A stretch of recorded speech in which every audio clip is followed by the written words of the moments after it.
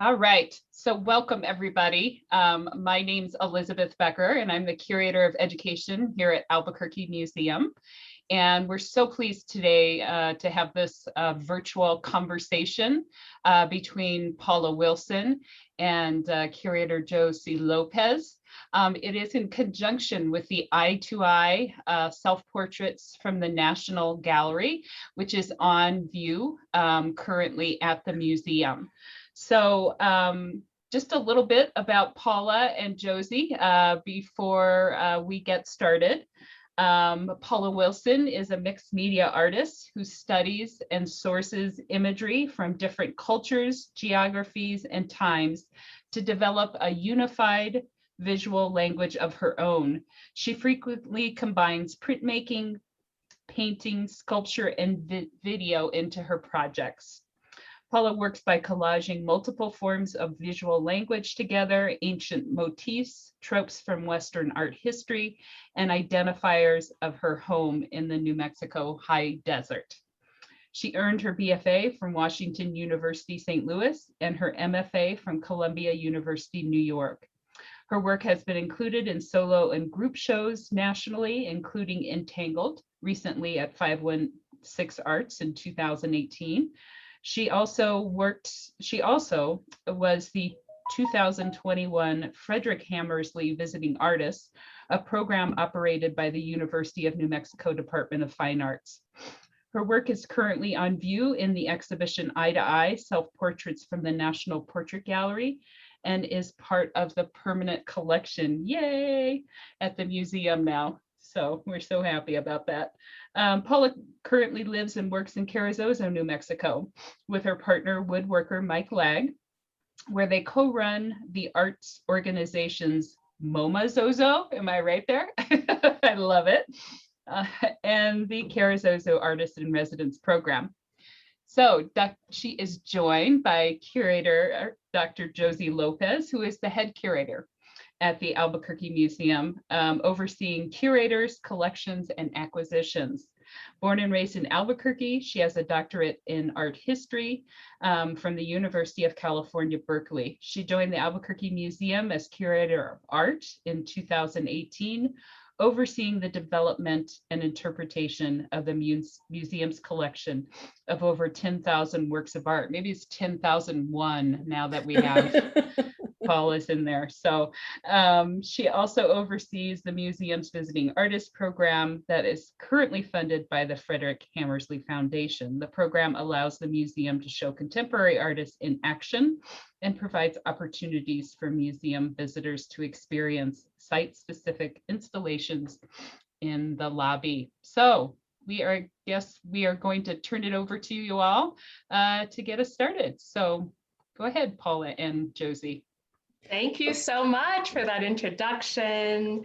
And I am thrilled to be a part of the permanent collection. So that's that was in 2020. So that's been a great hallmark. So I'm gonna share screen here. And I just want to give a quick thank you, Paula, to you and also to Nancy Zostadil, who sort of started this conversation around your work and figuring out ways that in which we can start to incorporate contemporary art and artists like you into the collection. So it was a fascinating and hopefully new and groundbreaking way that we think about how museum collections get supported in very intentional ways, because it was very much about the conversation as well as, the process of adding to our collection. So I just want to say thank you to you and Nancy for that really thoughtful engagement.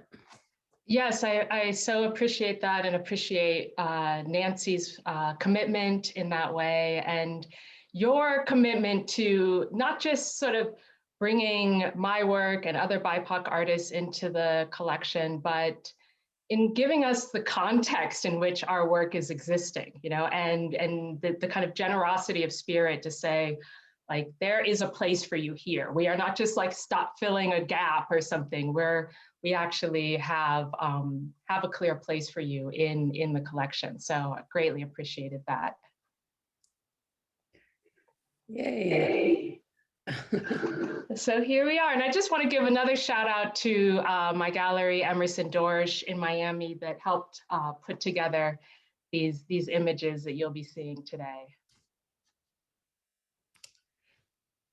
So I can start with just a quick, brief introduction to the exhibition that is currently at the Albuquerque Museum, which is called Eye to Eye, Self-Portraits from the National Portrait Gallery. We actually started the process of working with the Portrait Gallery over 2 years ago, and we were actually supposed to present this exhibition last year, and because of COVID, we ended up bumping it to the current slot that it's in. And so it actually created an opportunity because of the delayed schedule. We were then able to propose artists from our own collection to be incorporated into the conversations in Eye to Eye. And so you can see here in the blue section of the exhibition, these are actually some of the works that we were able to incorporate. And bringing Paula's work in was really an excellent addition to the exhibition, because one of the things that it interrogates is how artists over time have depicted themselves within various media. And so what's fascinating about Paula's work is that she, not necessarily in this specific piece, but in her body of work, she's doing all of that herself.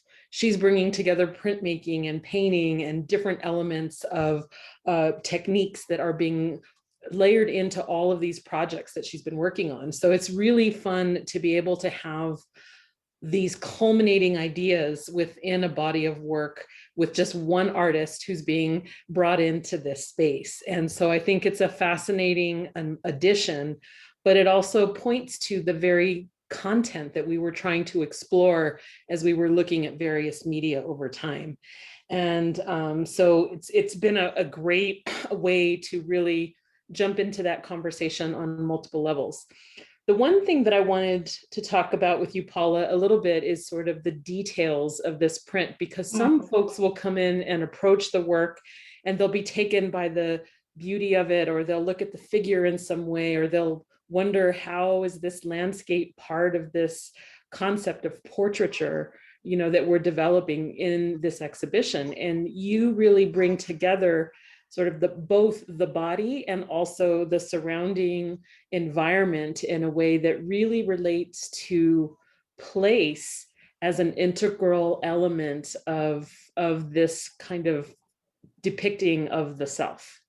I love that. And actually, when I was visiting the show, I met your daughter, who gave me a compliment about the materiality of it, like that she loved the sort of felt quality of this piece. And it's a print, it's a collage print with some collage elements on muslin. So it's on fabric that then is adhered to wood slats. And so that's how you see it sort of standing on its own on this beautiful platform that was built for the piece. And I love the way you painted this wall blue to kind of connotate the New Mexico artists that are part of the permanent collection, that are part of this show.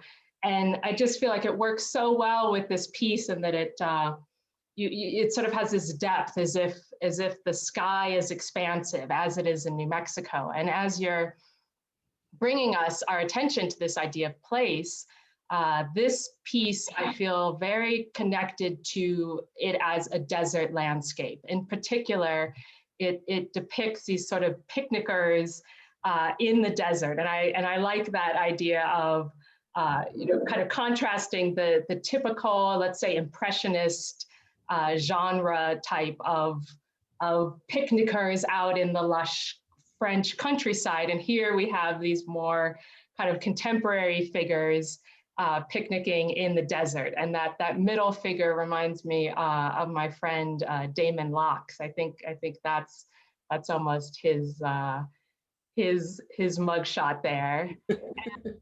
you were sort of talking about place, and where we live, my partner Mike and I in Carrizozo is near the Valley of Fire lava flow.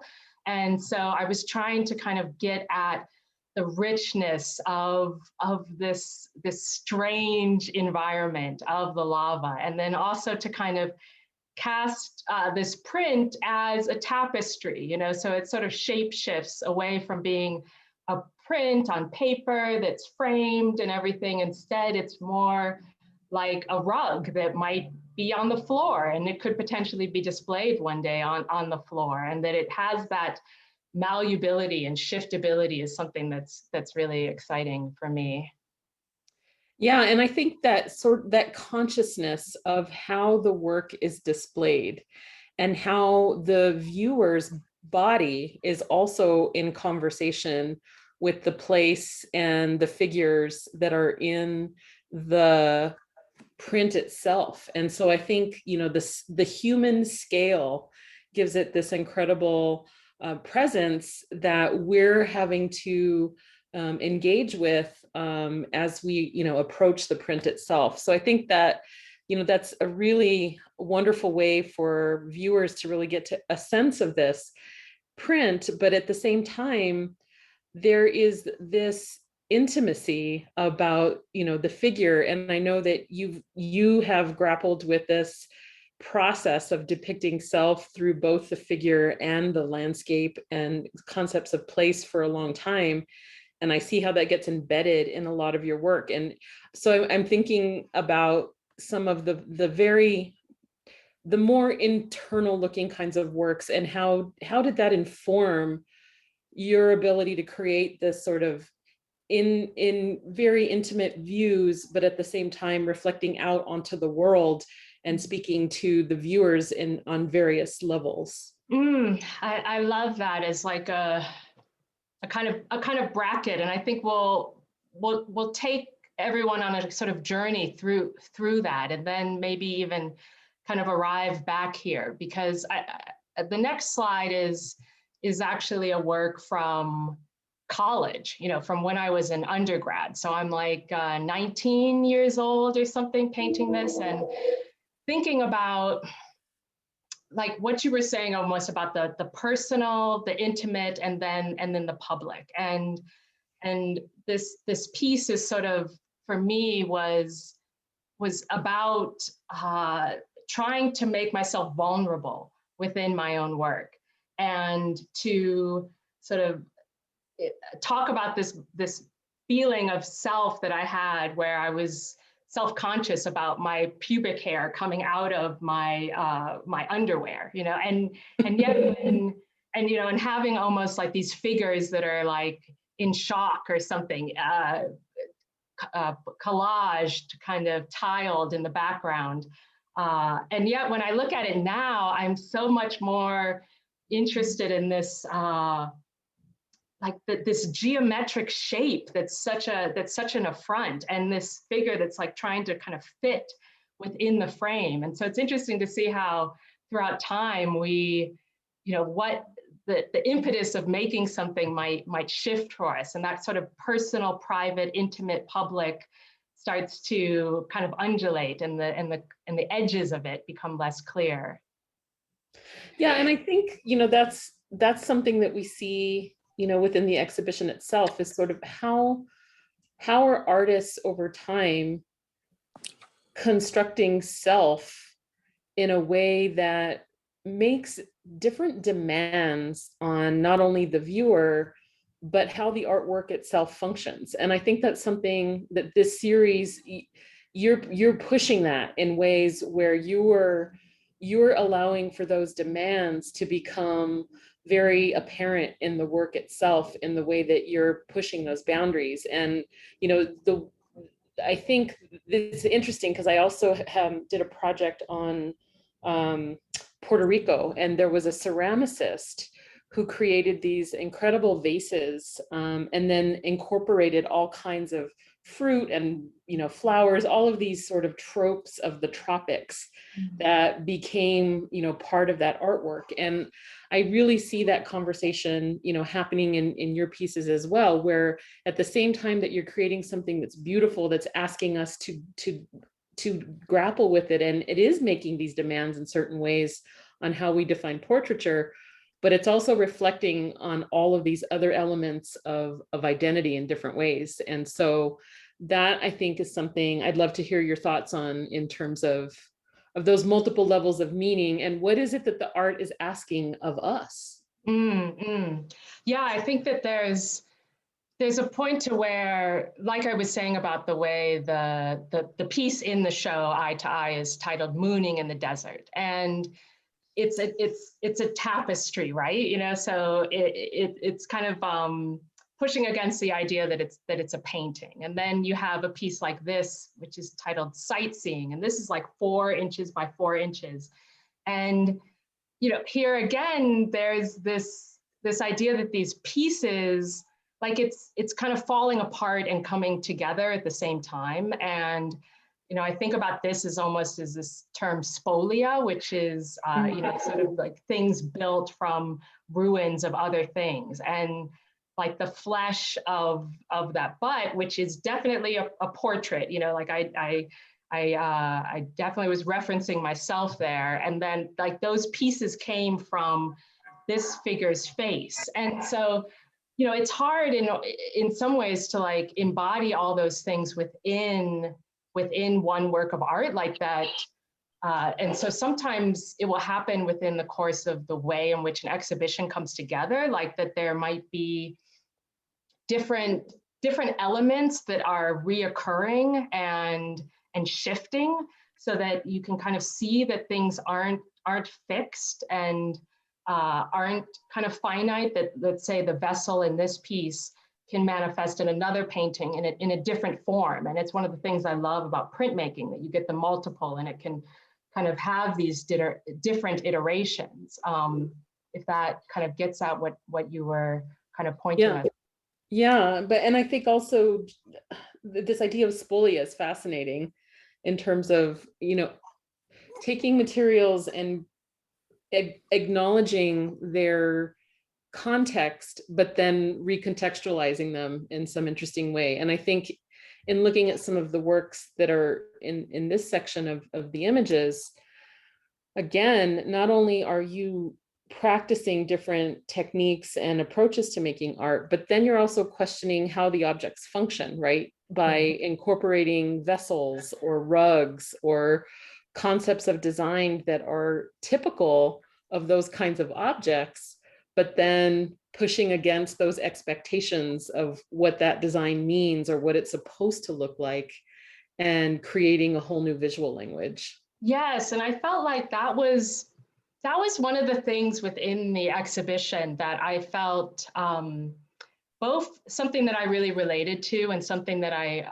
almost wanted to reject. I think that a lot of the artists in Eye to Eye are using self-portraiture as a way to kind of insert themselves into the canon, if you will, and sort of find their place in art history, like Deb Katz, the Warhol pictures. She's sort of inserting herself into Warhol's lexicon, right? Or there's so many examples in the show, and yet there's a part of me that has definitely done that in my work, and I think we'll get to some of those images. But yet at the same time, I was like, I don't want to be trying to fit into the thing that hasn't made room for me already. Like I want to exist kind of outside or find spaces outside of the parameters of acceptance that have been laid out by the master narrative, if you will. And I think, this piece, Self-Portrait with Bag, just the fact that the edges are undefined and that bag is very three-dimensional. And then this figure doesn't really have feet, so she's kind of like carrying herself along, almost as if she can contain her own context. Yeah, I really love that. And I love how again, it's pushing against the expected, right? We're thinking of, well, what are the rules of portraiture, and the other, ways in which, whether we like it or not, there's an intentional construction of the self anytime an artist engages with a portrait, whether it's a self-portrait or a depiction of someone else. And I think one of the things that you build into your work, even with Mooning in the Desert and some of the pieces that you're showing right now, is that multi-layered interrogation, not only of what the physical body looks like, but also what has happened in terms of the historical experiences of your life, and how those then become a vehicle for a way to imagine the future. And I think that that's a fascinating, element in terms of talking about bodies of work, and even bringing in concepts and conceptions of home is another element of that. Right. Like, I mean, I think that, wow, there was a lot there. I mean, right? Like, what are the rules of portraiture? I think I think we're in a moment where that's really getting challenged. And I felt like your willingness to include an ass as a portrait, was definitely, it's definitely a leap. And I feel like besides Robert Arson's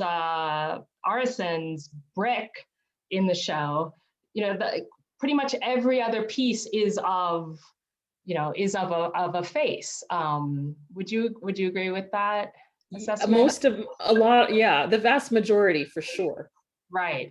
And so, and then this idea of like home and place that you're bringing us back to, I feel is something that has been really highlighted for me as somebody who grew up in Chicago, lived in New York, and then moved out to New Mexico. And this body of work that I just went through, I'll go back to, which was shown at the Fabric Workshop and Museum in Philadelphia in 2010, I made right when I moved to New Mexico. And I didn't feel like I could talk about the New Mexico landscape. I just moved here, and yet I felt as if I could see the city in a place, in a way that I hadn't before, and that there was this idea of home as something that is again not fixed, and that like our identity, and something that we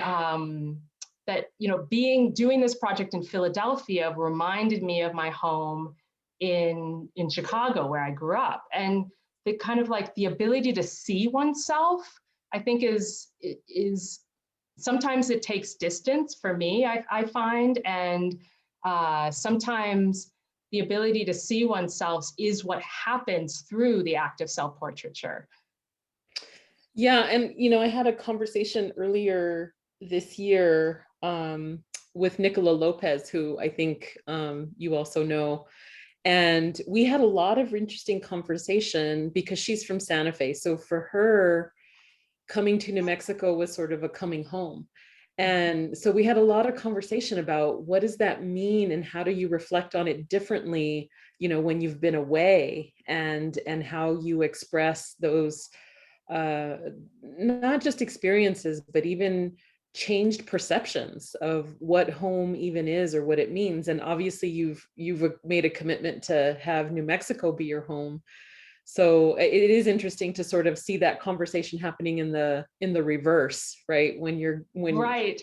Yeah, I like that. It's interesting because I feel like Nicola's project in the museum lobby, it had these cell phones inserted with it, or not cell phones, but monitors, and that's something that I've been doing in my work for a long time. And it's something I'm kind of even showing you here in this video stills from this piece, Salty and Fresh. And, I feel like almost in Nicola's piece, it was like an understanding that our understanding of landscape is almost mediated now through these devices, and a kind of acknowledgement that to kind of to have a sense of home, you it's not just about a lived, like where your body is. It's also shifting with as technologies grow more and more ever present in terms of kind of a teleportation potential. Let's talk about Salty and Fresh though a little bit more. I want to share that work in a way that, because this is another example of how you're really pushing the boundaries of materials and scale. Here again, bringing in a video component in addition to sort of a performative element that's almost, or I don't want to even say almost, that is ceremonial in the way that the work is presented. And I would love to hear a little bit more about where your thinking was in terms of wanting to push the boundaries, and especially of scale and these larger than life figures. Right. I mean, I think that this relates a little bit to what I was saying about the showed eye to eye. How many artists, like you see a lot of artists, even photographers in that show, who have a palette and paintbrush. You know, it's this trope that you know, it's like a signifier, right? And this piece, Salty and Fresh, I'm imagining my own artwork, imagining its own creation story. And you see there's a lot of butts in my work, so butts play into this. And this, this idea that to give artwork almost its own agency, or to imagine, to feel comfortable kind of anthropomorphizing a work of art. And this video, I felt like, made that sort of transformation of self. And I think that for me, I almost get jealous of my own artwork. Like it, you know, like it could just stand on its own. It can be larger than life. It can be multi-dimensional and have all these different elements, like within its own body and within its environment. And so that was some of the things that was happening with this piece. Yeah, and I love again, bringing together the sort of idea of the painting becoming its own thing, having its own life. So here we are getting back to a print, and this is actually a work that you call self-portrait, or that was intentionally meant to be a self-portrait in ways that maybe some of the other work had different lives and different meanings. What are some of the distinctions there in terms of you determining which works you put the energy into being considered, you know, this very intentional self-portrait, as opposed to inserting the self into a broader dialogue? I think that I'm kind of a little bit shifting some of my opinions in this way. I mean, we had two people who became friends over the course of, they stayed with my partner Mike and I in Carrizozo, and they were going around the studio and they're like, what is this figure? And what is that figure in various paintings that I had hanging? And I was like, oh, that's me, you know, like, oh yeah, that's a self-portrait. And they're like, oh, really? You know, and there are these people who are very in tune with the spiritual realm, to lack of a better word. And I think that they were kind of like, those are kind of the spirits that are around you, you know. And while, you know, maybe that's not exactly the way I would talk about the work, I do appreciate this idea of self as being multifaceted. And so one thing I love about, you know, this print is that it has kind of three figures all in one, or maybe four if you count that little eye at the top on the border, right? So there's the butt kind of in the distance. You have the figure that's wearing this elaborate pick necklace, and then, you know, and then the figure within the pick. And a pick is something that feels very like a signifier of self, because Mike is a woodworker and makes these beautiful picks for me. And so this is definitely like something that I would actually wear or have. And so it's also cycling in like the relationships that mean the most or that have the most present connection to self. Mm. Yeah, and again, how self is constructed, right? And I don't mean that it necessarily is always an intentional construction, as we saw in many of the portraits in Eye to Eye. A brick, for example, is not something that I imagine to be a portrait, but it's part of a particular, construct of identity. And I think that pushing against those boundaries in different ways is fascinating. And I think now we're getting into some of the work that you did that was a larger installation, which actually shows a whole entirely, different facet. But at the same time that you're grappling with scale, you're still bringing in these sort of dualities that are constantly developing within our own conceptions of self, as we go through whatever this life cycle is that we have on this planet. And so I think that that's something that, and here even referencing again, there, even though you're not calling it spiritual, there is a little bit of a spirituality to this installation work that engages on all those levels. Yes, yes. So I'm wondering again, let's talk a little bit about logistics in this one, because, Okay. and the larger installation, which I find fascinating, because that was what originally drew me to your work, was just really the scale and beauty and the multiplicity of materials. Yeah, it's funny because it's like almost it's like I don't know how else to work.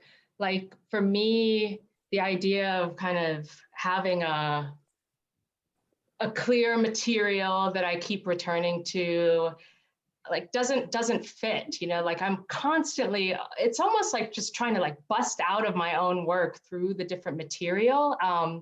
And then also like you're pointing to the scale is dependent on the architecture, right? So what are the spaces that we're inhabiting? And this was at the Bemis Center and in Omaha, Nebraska, and the space was like dominated by these columns, and then this big bank of windows. And so I did these wood block prints that then were sort of riffing off this idea of the caryatids, which are stone pillars that are made in the form of figures. And so I did 4 wood block prints for each side of the column.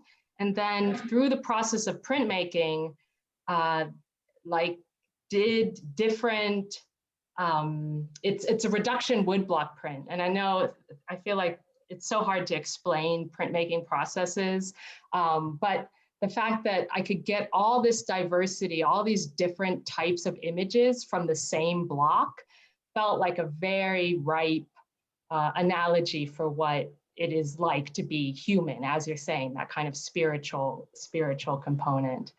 And then I gave these columns kind of padding on the ass. So I they had a little bit of body there. They got a little bit of body there. And then but getting back to that reduction woodblock print process, what's fascinating about that to me is that in that process, it's literally a process of elimination, right? So it's very interesting to me how in the woodblock printers sort of thinking and conception and experience of the work themselves is that at the same time that they're subtracting material from the matrix, they're building the image, right? So it's like it's at the simultaneous, like a subtractive and additive process, which I think is really, I don't know, maybe I'm getting too geeky on the printmaking side. Not for me. I mean, and you really, I mean, you did that amazing project, The Carved Line, which, and even in that title, right? And I think that there's something also destructive, right? Like you're pointing to in the process, like you're building, but you're also almost, at least with reduction wood blocks, like you can't go back once you're, yeah. And you can't make another one, right? So like once you've printed it. And so it kind of really gets at one of the things that printers, I think, often go to, is that you can continually use the block or the stone or whatever it is, but in that process, it really redefines that conception of printmaking. So yeah, anyway, that's right. Yeah, I like that. Yeah. I think also, though, the way that you're incorporating in these, let's talk a little bit about how the material of the works almost always includes some element of fiber arts for the installation works. Yeah, I mean, I worked on paper for a long time, and I had a very awkward transition into working on fabric, where I was working on canvas for a while, which was almost too thick, quite simply. Like, and so I've kind of arrived at working on muslin as my matrix or substrate of choice. And it's, muslin is just this very affordable cotton fabric. It's sort of like the mock-up fabric used for dressmaking or in sewing, in fashion. And that one thing I love about that is that I can roll it up and roll it through the press, right? Like, so that it can expand in scale and yet still be able to,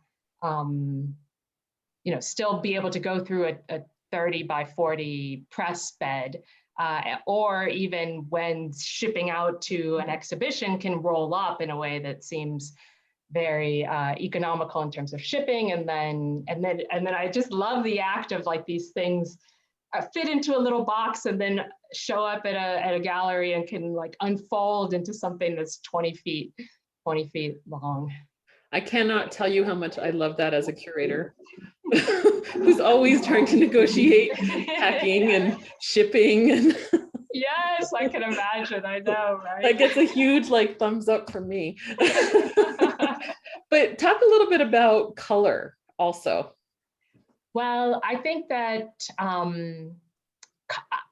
I see myself color shifting, right? Like a piece like this, which is a tunic for a performance piece called Living Monument, which I think will show, I did while I was in New Orleans, and I was very affected by the sense of color and life in that place. But as I've lived in New Mexico longer and longer, I find my palette is becoming more subdued, and like, subdued isn't really the right term. It's more like a controlled spectrum of color. Like in New Mexico, you might look across the land and it's just this amazing variety of color, but it's all within this kind of tight spectrum. And then you have this sky that's like, I am as blue as possible. And, and so I feel like place very much affects color for me, but that it takes time for that to manifest. Let's talk a little bit about the Living Monument piece, because I think, we've talked a little bit about sort of pushing against boundaries around what portraiture is and what does it mean for BIPOC artists to be not allowed into spaces, but holding spaces.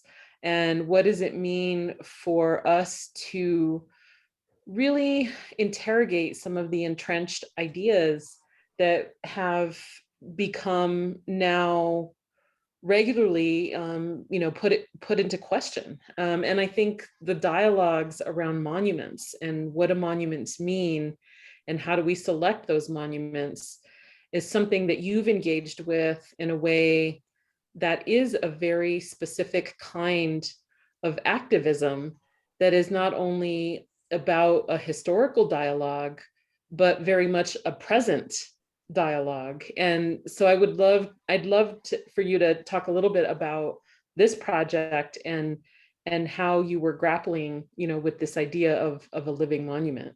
I think that, I mean, I like the way in which you talk about this, like holding space. And it's one thing that I think is why, and for people who are even more familiar with my work potentially on this call, or who might look me up afterwards, I work on a monumental scale quite often. And it sounds a little boneheaded to me, but like, I feel like that's literally about taking up space. And kind of to have that gravitas, and to sort of be able to imagine myself and my artwork in a scale that's just like beyond larger than life, and that there can be all this information and all this narrative within those spaces, like that it would take a lifetime almost to look over the entire intricacies of these pieces. And when I had a residency in New Orleans, and I was very moved by the masquerade tradition, by the second line parades in New Orleans, and this ability to take up space in a way that felt as if it was a kind of ancestral restoration for me, especially to be able to be in these spaces where art and music and dance were just sort of arising without unencumbered and without the white gaze kind of okaying that. And at the time when I was at this residency, there was a monument base that had been a Confederate monument that had been removed in October of 2017.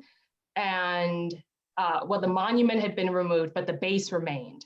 And it just felt like this pedestal that was waiting to be enacted upon, and that was ripe with all the power and the frustration, like that here was this kind of like pedestal waiting for us. And so I did this covert performance late at night, right before I was leaving, which I'll play for you. It's 1 minute long, and then we can talk a little more.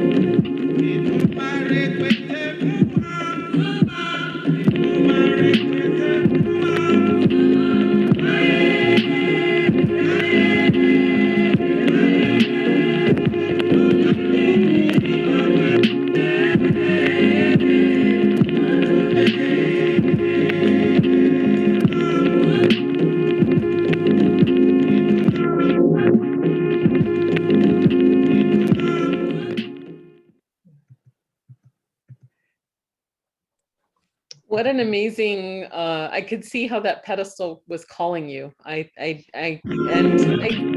The elements of just the multiple layers of experience in terms of grappling with history, the current moment, but it also has a sense of a view of the future, right? When those monuments take on meaning that perhaps embodies a different kind of telling of history. Right. I think that there's, I mean, I included these images of the way the base is now, because this does not seem future looking to me. Like this is a type of erasure, right? Like let's put some hedges in and everything's going to be okay. And so I do kind of wonder if I identify myself as kind of like an Afrofuturist. There's a part of me that really just loves that mantle and the ability to at once say, like, we're gonna pull from the past, we're gonna look to the future, we're going to acknowledge the fact that the technology is not necessarily like a one-dimensional aspect of our lives, but something that can hold us forward, if you will. Yeah, I've been having some conversations around Indigenous futurism, and one of the conceptions that have been grappling with a little bit is thinking about, rather than thinking about sort of history, present, future, looking at it as more of a continuum where you have constant continuity and change throughout that continuum. So I think it's sort of fascinating but it's hard. It's really hard because I think for a long time, we've always also wanted to sort of be in the moment, right? So how do you do both of those things where you're present in a particular moment, but at the same time, because I do see this in your work, I do see that there's this sort of continuum that's taking into account that idea of time and history and present and future, but it's still like in the moment. Wow, I feel like that's a huge compliment, you know. I mean, even though you meant it more as almost like a talking point or something, but it's beautiful to hear you say that. I really want my art to feel alive, to have a sense of presence, and to reward people who give it attention. And so to me, that alone is kind of a way to situate us in the now, and yet, you know, hold both sides of our past, present, or our past, future at the same time. This image speaks specifically to just being in the moment. I mean, it's just a really, and lovely, again, getting back to those sort of, how does intimacy become, you know, a real key component of the work. It looks like we're at about 6:48, Elizabeth. So I don't know if there are questions. We could take some questions, or if there are not questions, I have some more questions. Yeah, I think I know time has just flown by, which is really a pleasure. Let me just play this one video. So this painting, Light It Up, has a video that's inserted on that cell phone there, and I just cool. Play this little.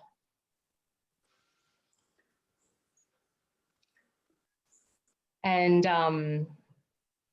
so again, that kind of sense of intimacy and life, you know, is like that you can walk up to this painting and view this this video, and then step back and almost see and see the whole, yeah.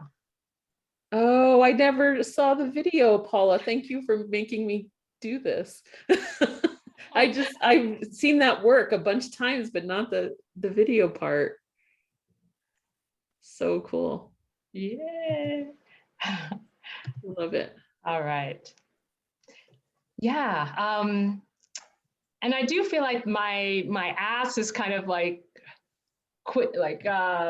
compressed down to this sort of more iconic image, you know, of the moon and the ass. And I just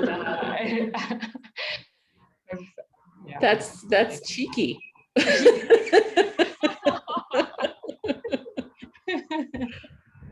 Sorry, I had to do the pun. I know, I feel like it's like, bring it on, you know. But well, and okay, so this is interesting too. I mean, I was visiting with you at the Tamarind the other day and got to see sort of your collaboration with Valpri. And I've been fascinated now for a little while because I'm working on another project that involves printer and artist collaborations. So I think unless we have other questions, this was my next follow-up. Elizabeth, were there some questions? There aren't any questions yet in the chat. So what I might say is, people right now, if you'd like to start popping some questions in the chat, we'd love to hit a few if we can before the end of the presentation. So what's the role of collaboration in some of the work that you've done? Well, I feel like the where collaboration starts for me is with my partner, Mike. It's like we have a collaborative life together. We sometimes collaborate on specific artworks, and it feels like that's even growing. Like projects moving forward are thinking about creating lighting sources that are companions to works, hung works or paintings. And that process of like being in a relationship and kind of finding this merger is something that it's I don't really have words for like its role in my life. It's another one of those things. It's like kind of breaking down identity, like the woodblock almost, but like simultaneously actually making it more true and more rich. In terms of the print collaboration at Tamarind, I mean, that was just such an incredible experience. And something that I love about printmaking is that it does have that collaboration just kind of built into it. I mean, most print shops, even you have to share the press if nothing else.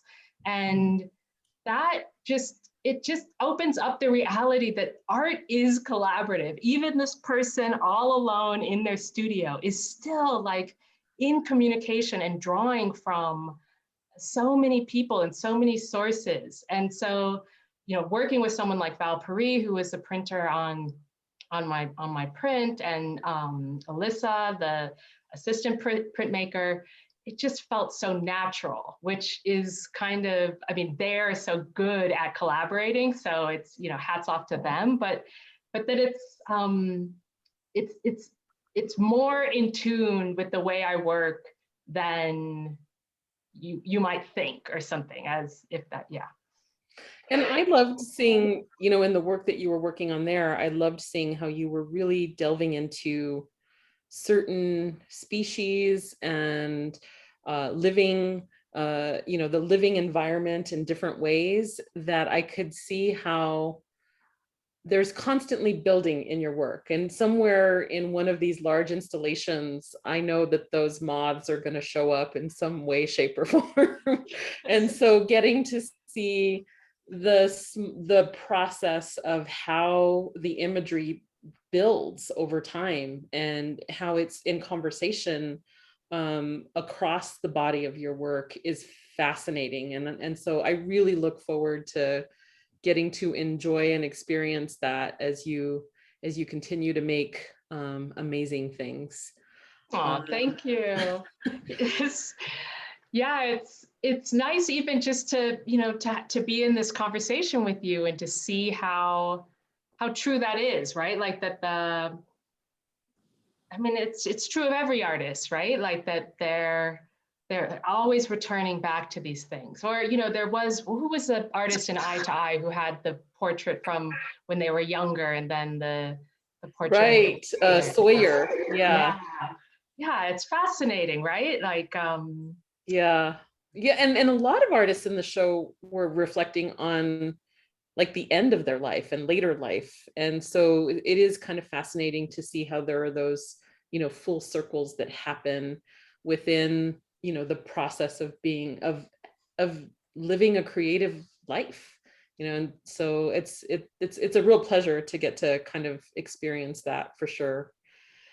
Alrighty, well, was there anything else that I didn't ask that you were really excited to talk about that perhaps I missed? No. I mean, I was just going to say that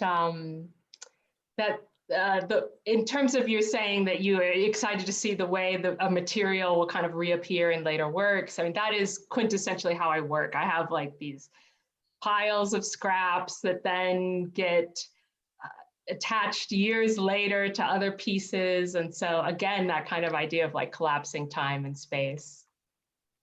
It looks like we do have a question. Do you think of the world that you make become objects in our world, or are they objects from another world appearing in ours?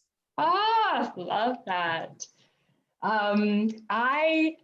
Okay, so I don't know if I can answer it specifically in terms of like the objectness, but definitely the creative spark feels like it arises outside of myself. And that I get to almost like have this conversation with this thing that came into being from, it feels like some well, perhaps, that all creatives are drawing from.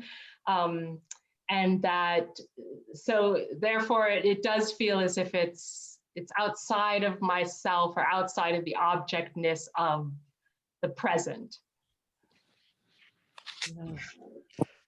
Great question. I liked it.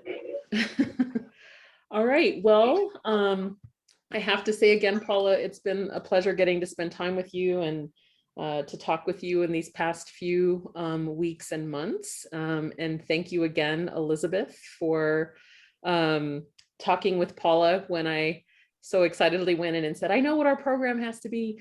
And so it's always a pleasure, because as you said, whether it's living a creative life or the work that we do at the museum, that doesn't exist without collaboration. And so just many thanks to you and for your willingness to talk with us this evening. Yes, thank you everybody for joining us. And Josie, I feel like New Mexico is just so fortunate to have you as the head curator, and just so excited with the way the galleries have been hung contemporarily, and all the projects you have forthcoming. It's great to be in dialogue with you. Oh, thank you. I'm sure our paths will cross again soon. Thank you, everyone. Good night.